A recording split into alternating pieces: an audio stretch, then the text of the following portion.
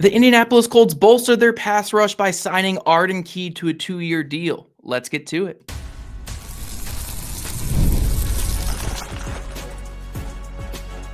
You are Locked On Colts, your daily Indianapolis Colts podcast. Part of the Locked On Podcast Network, your team every day.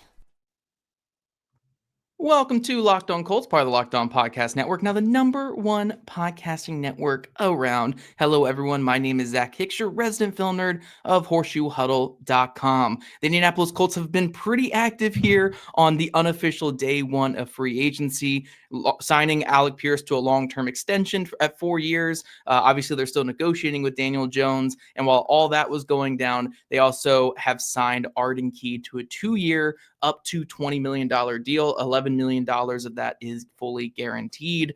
So at least 2 years, $11 million in guaranteed money to Arden Key. And yeah, this is a move that bolsters their edge depth to a team that just doesn't have anybody currently on the roster at edge rusher. So in today's mini bonus episode, we're going to dive into Arden Key's career, also his latest season with the Tennessee Titans, and then also talk about his fit and what I saw on film from watching a couple hundred of his snaps the last couple hours of today. But to start it off, Arden Key, 6'5", 240-pound edge rusher, can rush a little bit inside and out, but I think calling him an edge rusher is more honest at this point in his career.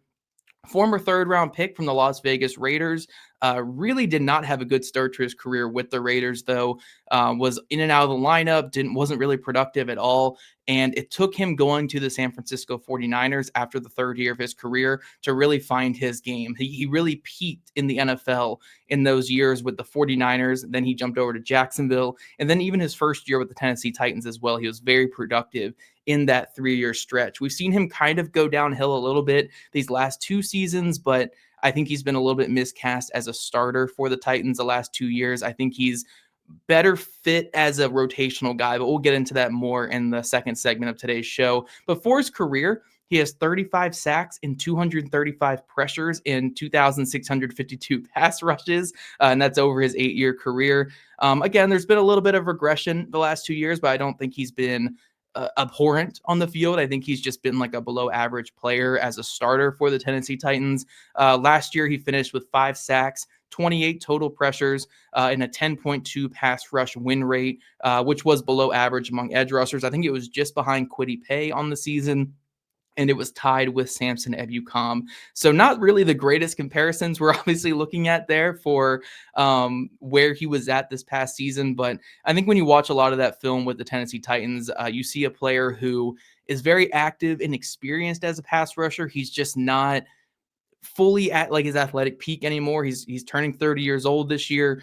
He is not a guy who wins with the bend. He wins with pure like explosion. I mean, he has good explosion, but he doesn't win with like what you see with top pass rushers, that ability to turn the corner and really disengage from offensive tackles. A lot of where he gets his wins is by having a diverse pass rushing bag and using that diverse pass rushing bag to create opportunities for his energy and his effort to finish sacks. So he's a good cleanup guy. He's a good energy effort guy. He can have some really cool flashes here and there every now and then, but for the most part, he's probably more of a guy that you want in your reserve unit rather than your starting unit.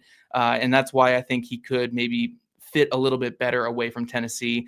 But looking at what he did last year, again, like the 5 sacks, a lot of them were hustle and energy sacks. There were a couple good reps against the Houston Texans. I think 3 of his 5 sacks came against the Houston Texans. He also had 17 pass coverage reps, which we'll talk about more in the second segment, that I think that is pretty interesting and valuable when it comes to what the Indianapolis Colts like to do with their edge rushers. Laiatu Latu had nearly 70 pass coverage reps. And while Arden Key, again, only had the 17, I think he projects fairly well as a player that can drop in coverage, 240 pounds, which is more like linebacker size. You don't want him defending the run as often from that outside, from that edge position spot. And I think he showed some good things in those very few coverage reps that I saw. A lot of them came in the early season games, so I think that there were some decent moments there as well.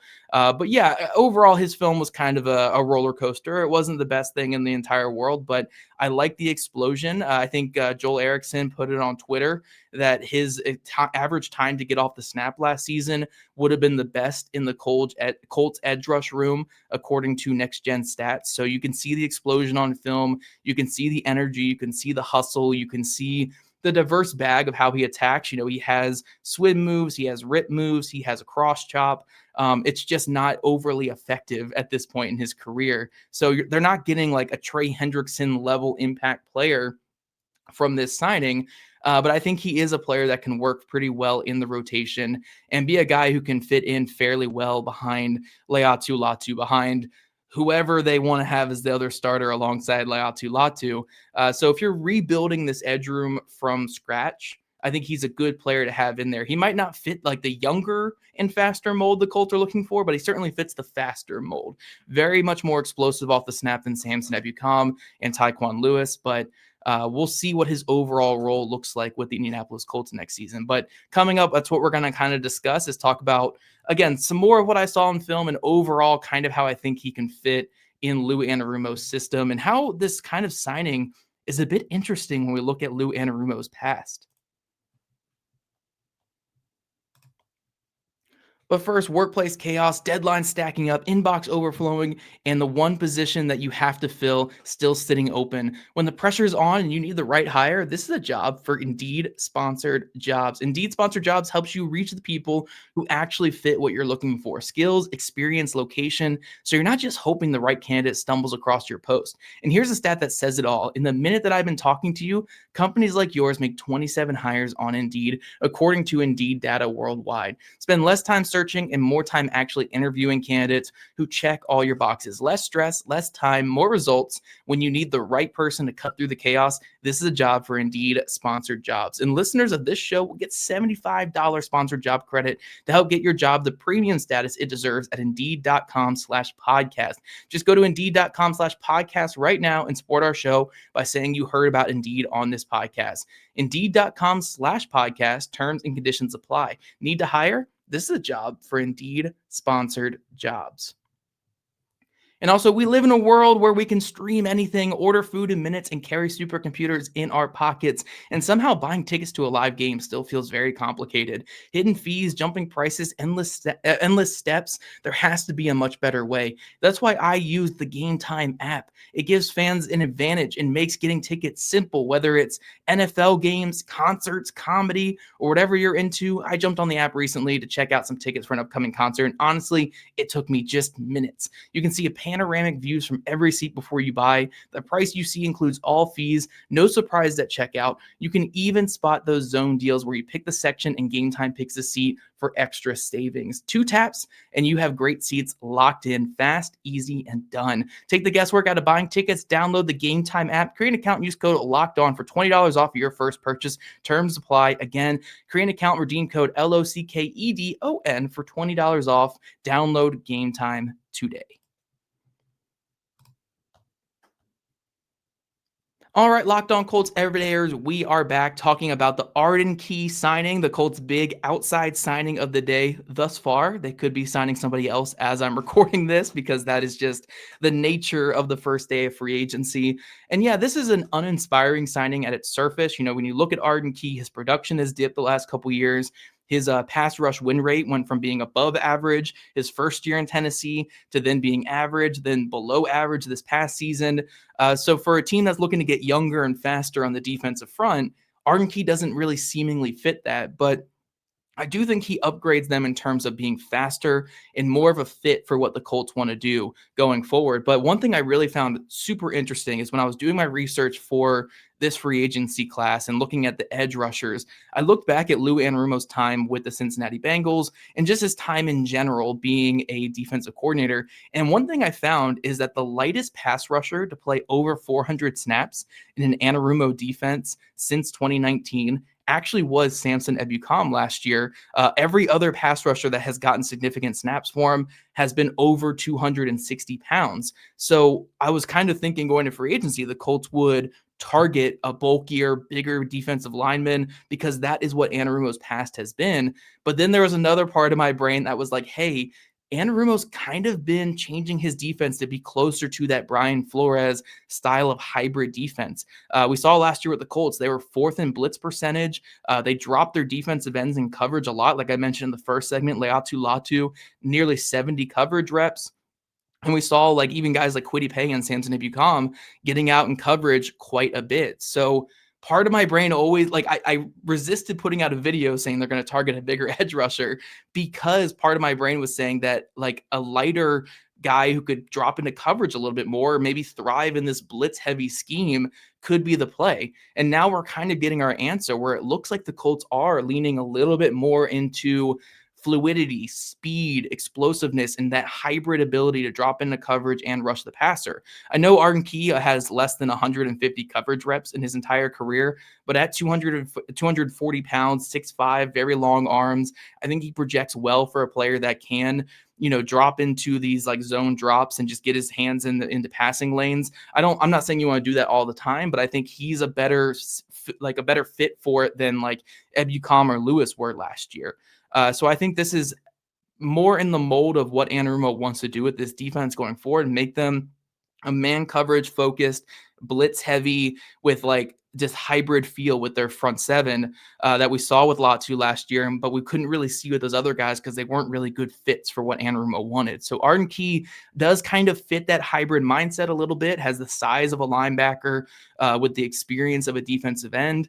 But again, like if we're really just looking at this overall fit with the Colts, as long as he is a rotational player, I think this signing is perfectly fine.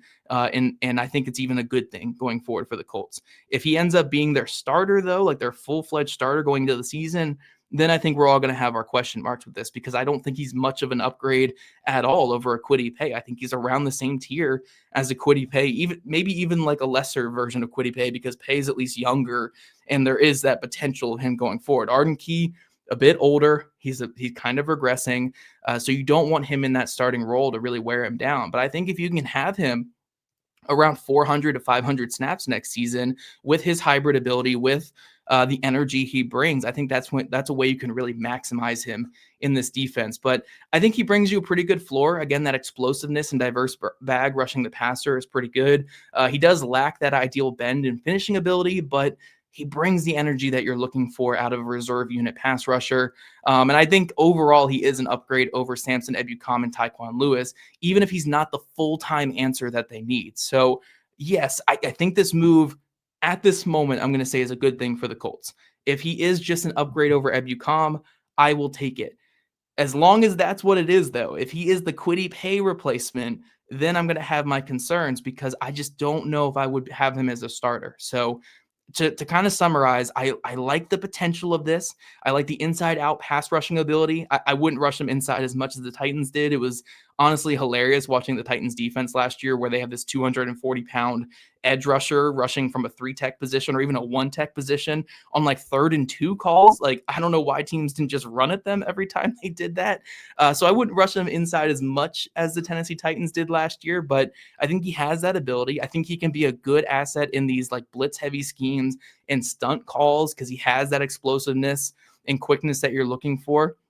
And I think he can be just an excellent piece of a defensive line. He just can't be the biggest piece or one of the bigger pieces. Let him be an auxiliary player, not the primary focus. And I think we're in a good place with Arden Key. So a lot of my overall grade and reaction to this signing will hinge on what else the Colts do in free agency and the NFL draft. But as of right now, I like the overall fit in this defense. It's an interesting aspect to go this more hybrid style of pass rusher rather than where Lou Anarumo has been in the past with bulkier edge rushers. So we'll see what this does for the rest of the plans going forward. But Arden Key is an Indianapolis Colt, 2 years, up to $20 million, but $11 million guaranteed. And we'll see what he can bring next season for this team. But thanks again for tuning in today to this bonus episode of Locked On Colts. We'll be back.